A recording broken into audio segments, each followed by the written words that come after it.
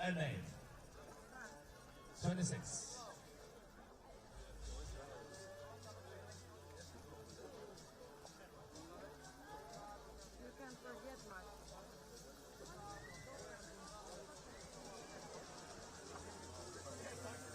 It's a single race, so a direct final.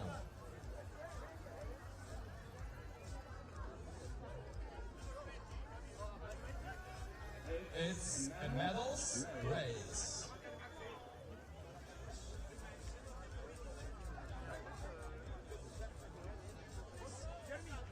In boys competition, we have 2 races, but not in girls competition. So welcome back to UOPM TV Live, making our way through these finals, and this race is a flat-out final, no requirement for 2 races. Race 9 of 9, the triathlon girls under 11 European Basketball World Championships is about to get underway. 26 runners. Mariana Stegmanova from Czech Republic, second in Machel mixed relay here in Mexico. Ghazal Mahmoud, first in triathlon mixed relay here in Mexico, winner medalist for the UOPM Global Laser Run City Tour. Jared Hasbala from Egypt. One to look out for as well. Molial, Rino Suzuki from Japan, third in biathlon mixed relay. Francisca van der Merwe, second in triathlon mixed relay here in Mexico. There's 3 girls who are 7 years old, but are competing obviously in the under 11s, because in triathlon there is no under 9s. Alan Fernandez, Malasheva, Anishek from Spain, and Felipe Oliveira of Portugal. 3 7-year-old girls here competing in the under 11s category, Kate. That's pretty incredible, isn't it? It is. I mean, they're like you said, they are the youngest. I mean, to get those opportunities already at that age, they don't actually know how big of a competition this actually is, but for them it's just another day. So it will be intriguing to see how they do today. Another day in the office for these athletes as they vie to win the World Championships. We're just a couple of seconds away from the start of this race, around 10 seconds to go now until we get this race underway. For the first time today we will be able to crown a champion after just 1 race. Oh, and that's a bit of a false start there. One of the athletes has fallen down, 2 of them have gone down. So what happens there then? That was a false start. False start, I do think she gets a penalty. I'm pretty sure that's what actually happens. Keep an eye on her. She is one of the higher placed athletes, which she is actually. She is, yeah, she's sitting second at the moment, so. Oh, it's just been announced it's been a false start. Especially on a short race like that, I mean, it could make a difference. What would that be, a 5-second penalty? I'm not actually sure. I've never seen what happens, but we're going to see soon now what actually is going to happen.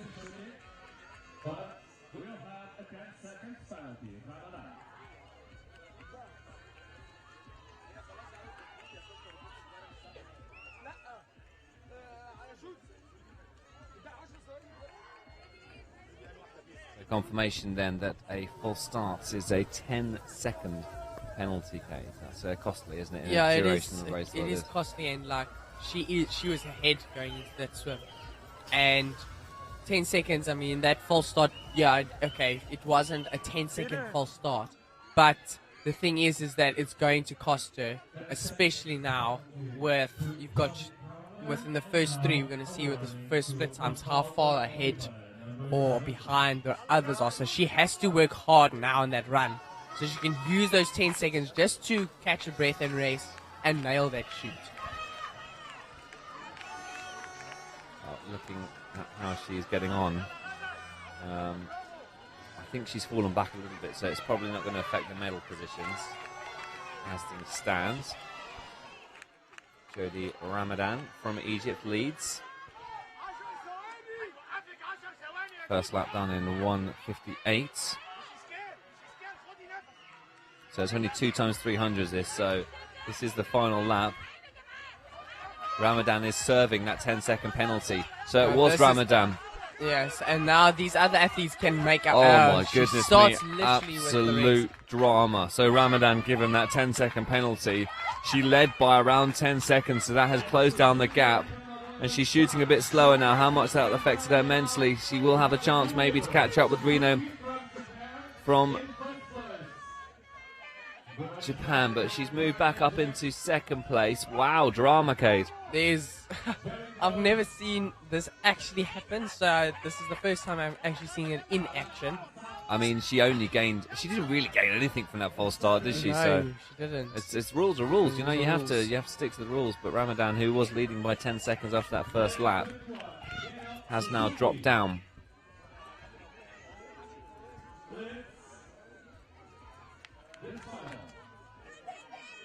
So, into the water they go. Ramadan has to make up those 10 seconds somewhere on the line. Had a slow shoot as well on the back of that. Yeah, this is the final lap, don't forget, as well. So once they cross the finish line, that is it. And it is the final, so there isn't another heat. This is literally whoever finishes top 3 are the top 3 on the podium. And once they get out of the water, it is such a short distance to that finish line. So the athlete from Japan is in first place. Gets her shoes on. First shoe is on. Second shoe is on. Are we about to see our first Japanese gold medalist? Rino Suzuki of Japan. She's being chased down by it's going to come down to the wire. Egyptian athletes. It's going to the final corner. Suzuki of Japan. The whole of Japan is watching on with their breath held. Is it going to be Suzuki? She has a quick look over her shoulder. It's going to go right down to the wire, but it is Suzuki of Japan who takes it. Unbelievable. Ramadan is... wow. I mean... there's not even... I don't know this... 0.00.0. They crossed the line at exactly the same time. That's... I mean, you have to feel for Ramadan, who lost that 10 seconds. I think... I do feel bad for her.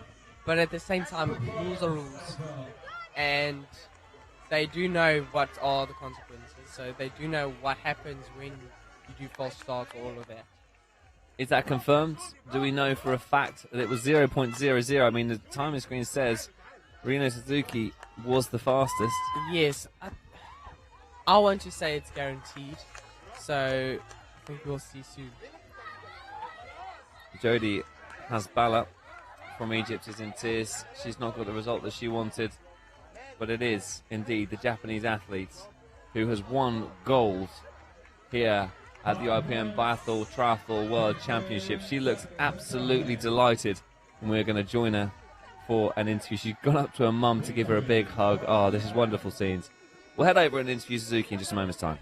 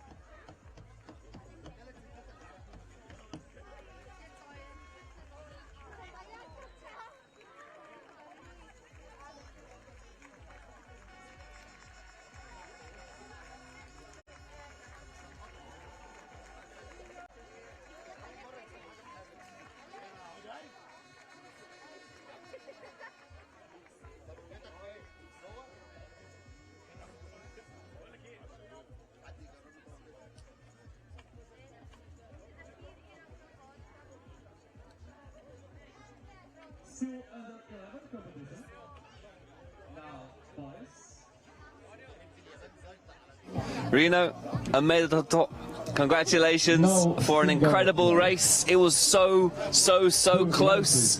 What was going through your head as you crossed the finish line? すごい接戦だったけ